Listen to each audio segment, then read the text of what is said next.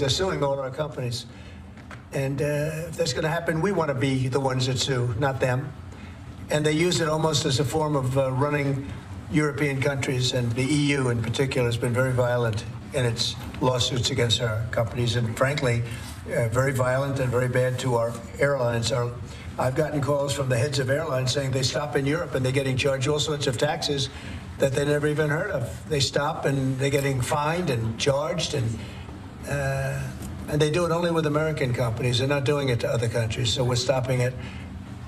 And we have another thing, we have another step to go, and if they don't shape up, as an example, Apple has had to pay like $17 billion in a lawsuit that nobody thought was worth anything. And I won't get into the judge or the decision or how the decision was arrived, but I'm pretty good at this stuff, and I think it's disgraceful. And Google's being sued, Facebook's being sued, and many others are being sued by their so-called government, if you call it a government, EU, and they don't treat us right. They don't treat us right as a country. So we're going to protect our companies. We have to protect our companies. So we're not going to have any companies left anymore.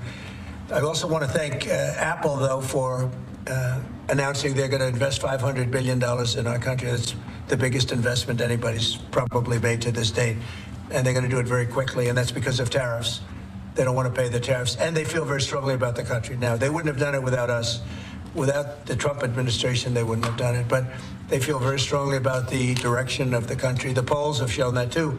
The polls are coming out showing direction of the company of the country is the best they've ever seen, actually. Best they've ever seen. So I just want to thank Tim Cook and Apple for the confidence. $500 billion. That's the biggest investment anyone has made in a short period of time. Mr. President, have you spoken today with the House Republican holdouts who said they would not be supporting the budget resolution? Well, I'm not involved in that. They know what I want, and the Senate knows what I want, too. And the Senate's got a bill that's very strong, having to do with the taxes, because the taxes is what's bringing all these companies in. So, and without it, by the way, you'd have to double your own taxes. Everybody would be doubled up, and you'd have the biggest tax increase ever. So the House has a bill, and the Senate has a bill, and I'm looking at them both. And I'll make decisions, but I don't know where they are in the vote. I know the Senate's doing very well, and the House is doing very well, but each one of them has things that I like. So we'll see if we can come together. Mr. President, can you clarify, hopefully once and for all, what your expectations are with this email to federal employees? What are you going to use that information for? And do you see it as voluntary, like OPM has said, or mandatory? Yeah, well, it's somewhat voluntary, but it's also, if you don't answer, I guess you get fired. What it really is do people exist? We have this massive government with millions of people, and nobody knows who's working for the government, who's not. So what they're doing is they're sending out a letter to everybody, and they're saying, what were the things you did last week? I guess they ask for 5. And if people are working, it's easy. I could tell you 5 things I did last week. I could tell you 5 things I did 6 weeks ago, right? If they're there and they're working, they're able to say they did 5 things during work. And that means they're working and they're with us and they have no further obligation. If they're not, it could be there's no such person. It could be that the person's no longer working. They're no longer living at that address. They may be moved. Maybe they moved to a different country, or maybe the person doesn't exist. And we then take that person off the payroll, and we save a lot of money by doing that. But that's one of the only ways. I think it's a very smart thing. And it says, if you don't answer, essentially, there's a penalty to pay. Like, that's the end of the job. Musk has said that. The order itself doesn't say that. I think that's part of the confusion. Is he speaking for you when he says? Yeah. Everybody speaks for me. I'm the one. I'll take responsibility. The old statement, the buck stops here, right? Famous statement. Well, I can say the same thing. The buck stops here.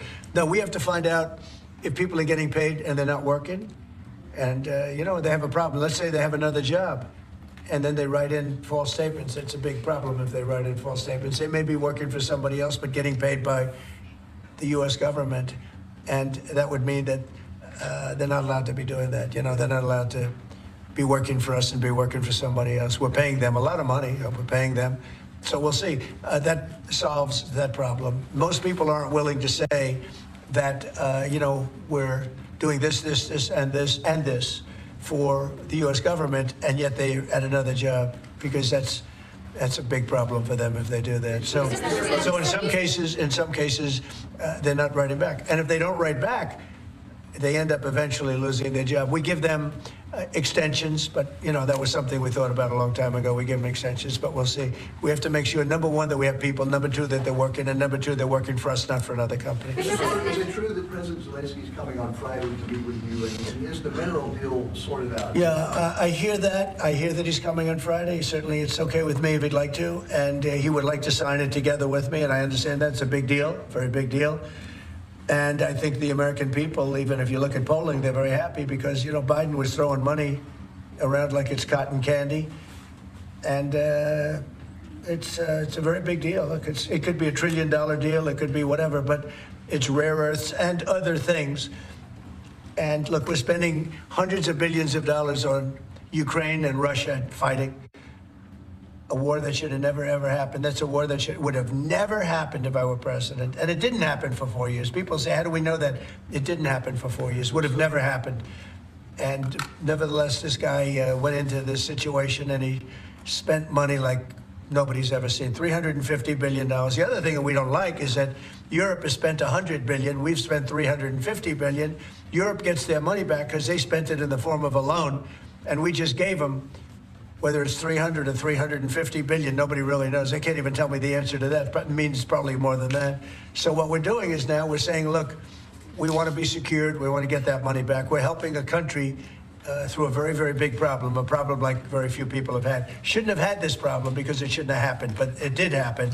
So we have to straighten it out. But the American taxpayer now is going to get their money back plus. Mr. President, yesterday with Emmanuel Macron, you said you had spoken to Putin about the idea of peacekeepers in Ukraine, that Putin was fine with it. The Kremlin, I guess, has said that that's actually unacceptable to them. What's real? That's not what I was told. But you're going to need some form of peacekeeping, so something will be done that's going to be satisfactory to everybody. We need peacekeeping too. Any situation it's where actually American troops it's actually something I did discuss, but a form of peacekeeping that's acceptable to everybody. Ultimately, we'll be able to agree on something, I'm sure. With Ukraine and this mineral deal, what does Ukraine get in return, Mr. President? $350 billion and lots of equipment, and military equipment, and the right to fight on, and originally the right to fight. Look, Ukraine, I will say they're very brave and they're good soldiers, but without the United States and its money and its military equipment, this war would have been over in a very short period of time. In fact, I was the one that gave the javelins. You remember the famous javelins? That was me. That wasn't Obama. It wasn't Biden. It wasn't anybody else. It was me. And they wiped out a lot of tanks with those javelins. And the expression was that Obama gave sheets and I gave the javelins. That was a big deal at the time. It wiped out. That was the beginning when people said, wow, that's something. Well, that was American equipment. Without American equipment, this war would have been over very quickly. And American money, too. I mean, a lot of money. So that war-fighting equipment and the ammunition, that's sustained going forward for Ukraine, and how long is it sustained? Well, it could go forward for a while, and maybe until we have a deal with Russia. Look, we need to have a deal with Russia, otherwise it's going to continue. But now when Americans put up their money, the taxpayer money, and the president approves it, we're getting our money back in some form. But it could go on for a while, or it could be settled quickly. I think it's going to be settled quickly. I spoke with President Putin. I think he wants to settle it, and wants to get on with life. It's horrible. What's happening horrible. Thousands of soldiers a week are being killed, and others too, but especially on the battlefield. Thousands a week are being killed, and we want that to end. Yeah, Brian? Yes. Okay.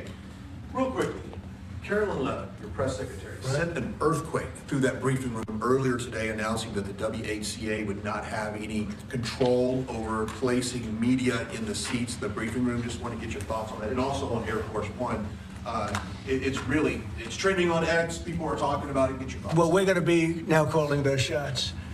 As you know, we won that lawsuit right there. See the Gulf of America, which is a beautiful name. Most people agree. I don't know. It's, AP has been terrible. Look, I think they're radical left. I think they're third-rate reporters. I know the specific young lady that works on the account is terrible. She's a radical left lunatic, as far as I'm concerned. They don't treat us fairly. That's number one. And number two, they had no right to do that. This is the Gulf of America. And if you look at that shoreline, look at that shoreline. Look, from Florida, well, most of it is It's called America. And vast majority, like big numbers. So I'm just admiring it as I look at it. I'm getting teary-eyed, but I don't want you to say Trump broke down and started crying. No, how beautiful is that? Look at the shoreline. Look at that. Well, That's America. Can I shift our attention to Canada real quick? Yes, please. Last week, I spent some time with 2 government officials from Canada. Yeah. I was asking them how realistic is it that Canada would be the 51st state? Yeah. And they told me there is a path. Alberta is first, and if they sign on, Saskatchewan would follow, and then you go west to British Columbia. There is a movement in Canada to join us. I want to get your thoughts on that and how that's proceeding. So it's true. Thank you, Brian. It's true. A lot of people in Canada are liking becoming our beautiful, cherished 51st state. They'll have to pay much lower taxes. They'll have the ultimate security. You know, they don't pay very much for security right now because they rely on us, which is really unfair to us. They make cars that we could make, and they send them back into the United States. They make a lot of things, including the sending of oil and everything. We don't need their oil. We don't need their lumber. In fact, we're going to be freeing up, and I've asked Howard Lutnick to get that done with Lee and everybody, Lee Zeldin, environmental. We're freeing up our forests. We're going to be able to take down trees. Right now, you know, we're so restricted environmentally. We're going to be freeing it up with an emergency order. We have an emergency order, and we're going to be freeing up our forests. We have more forests than almost anybody, and great lumber, great trees. We don't need anybody's trees. We don't need trees from Canada or anybody else. In fact, we have to put the slits, as they call them, the area, 50, 60-yard area in between areas of trees. It stops the fires. And frankly, California should have been doing that for years. It's almost getting late. They're going to run out of forests the way they're going. What a shame. And by the way, the water is flowing in California. I hope you people have seen it. But the water is flowing. Do you have a picture of that? I'd hold it up. Do you have a picture of that? Get a picture of it, please. You know, we had a little skirmish in California. I can't believe we had to do that. But we opened up the water in California. The water was flowing into a place called the Pacific Ocean, which for the Pacific Ocean is only a drop. But for us, it's more water than we can use in California. So I'll get you some photographs, but it's a beautiful sight. The water is flowing in California, beautiful water from the Pacific Northwest and beyond. And it flows down, and instead of being routed out to the Pacific Ocean, and this has been going on for 20 years more in order to take care of a certain species of fish, which wasn't doing very well without water, I can tell you. So that's a big deal. It's like not reported. It's incredible. But California has a lot of water. That's going to take care of farmers. It's going to wetten up the land. And it's going to go all the way down to Los Angeles, where they have curfews on water, where they have all sorts of blocks on water. You can only use so much. We're going to put until just recently, they were going to put a number of gallons per person living in a house in Beverly Hills on water. You're not going to have that problem anymore. Do you have a picture? Let me just see what that looks like. How beautiful is that? Look at that beautiful water flowing.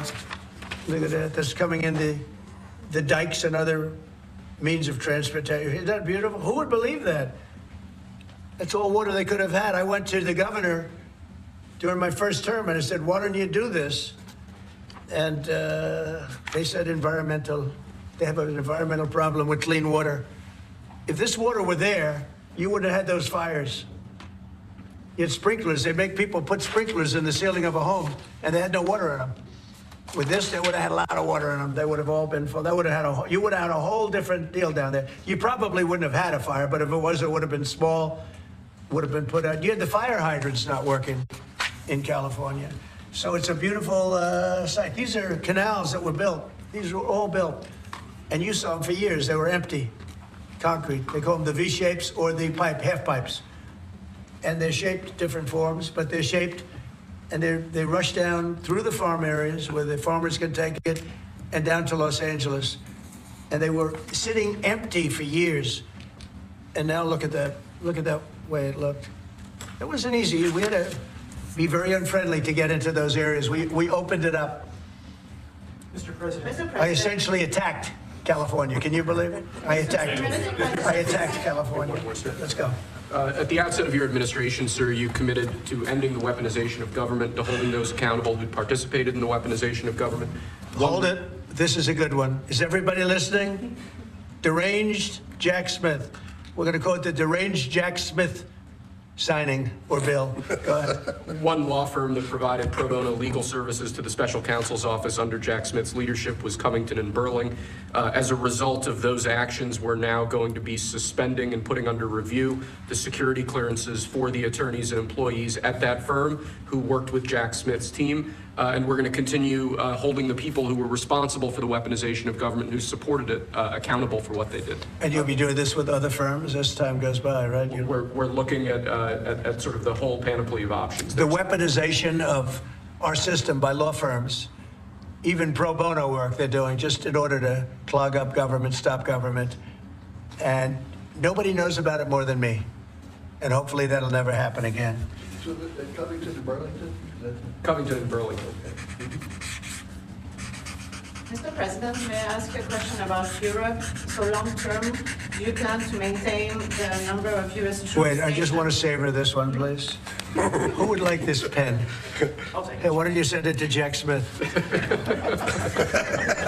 A deranged person. So what do you say to people who worry that targeting an individual firm or individuals who aren't Jack Smith for Excuse his me, actions? I've been targeted for 4 years, longer than that. So you don't tell me about targeting. I was the target of corrupt politicians for 4 years, and then 4 years after that. So don't talk to me about targeting. Yeah, go Mr. ahead. President, there are approximately 2 million federal employees right now. By the end of your term, what do you expect that number to be? What would you like that number to be? Well, it'll be lower, but I can't tell you. Everybody knows I ran on downsizing government, but making government better. I ran on tariffs and making our country rich, and that's what's going to do. We're going to be doing something else that's going to be very good. We're going to be selling a gold card. You have a green card. This is a gold card. We're going to be putting a price on that card of about $5 million, and that's going to give you green card privileges plus. It's going to be a route to citizenship, and wealthy people will be coming into our country by buying this card. They'll be wealthy, and they'll be successful, and they'll be spending a lot of money and paying a lot of taxes and employing a lot of people. And we think it's going to be extremely successful. And never been done before or anything like this, but it's something that we're going to be putting out over the next, would you say 2 weeks, Howard? Do you want to 2 say weeks. a couple of words about it? Mr. President, are there Wait a any minute. requirements for that Hang gold on a card? second. Do you have to invest a certain amount of money in this country in order to qualify for that gold card? Yeah, exactly. So Go the ahead. EB-5 program was really, you lend some money, but it was full of nonsense, make-believe, and fraud, and it was a way to get a green card that was low-priced. So the president said, rather than having this sort of ridiculous EB-5 program, we're going to end the EB-5 program. We're going to replace it with the Trump Gold Card, which is really a green card gold, so they'll be able to pay $5 million to the U.S. government. They'll have to go through vetting, of course. We're going to make sure they're wonderful, world-class global citizens. They can come to America. The president can give them a green card, and they can invest in America, and we can use that money to reduce our deficit. Why do we give out lotteries of green cards? Why do we give out EB-5 for green cards? The President of the United States understands that the right answer is, why don't we eliminate the deficit of the United States of America instead? The gold card, well, millions, but the gold card will bring in with it people that create jobs, very high-level people. I think companies will pay to get people in. For instance, you today graduate from the Wharton School of Finance or Harvard or Stanford or any college, and nobody knows if you can even go to work for a company. So Apple and all these companies that want to get people to be working for them will be able to buy a card, and for the people that are number one in their class at top schools, I see that as one of the things. But generally speaking, it'll be people with money and people that create jobs, and they won't have to pay any tax on income outside of the United States, which they're not paying right now. They're not citizens, but they'll have to pay if they create jobs in the United States. They'll pay full taxes like everybody else.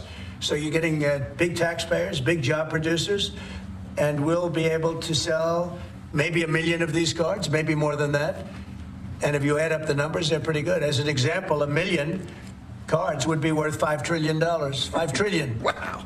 And if you sell 10 million of the cards, that's a total of $50 trillion. Well, we have 35 trillion in debt. That'd be nice. So we'll see. But it could be great. Maybe it will be fantastic. We have it all worked out from the legal standpoint. It's totally legal to do.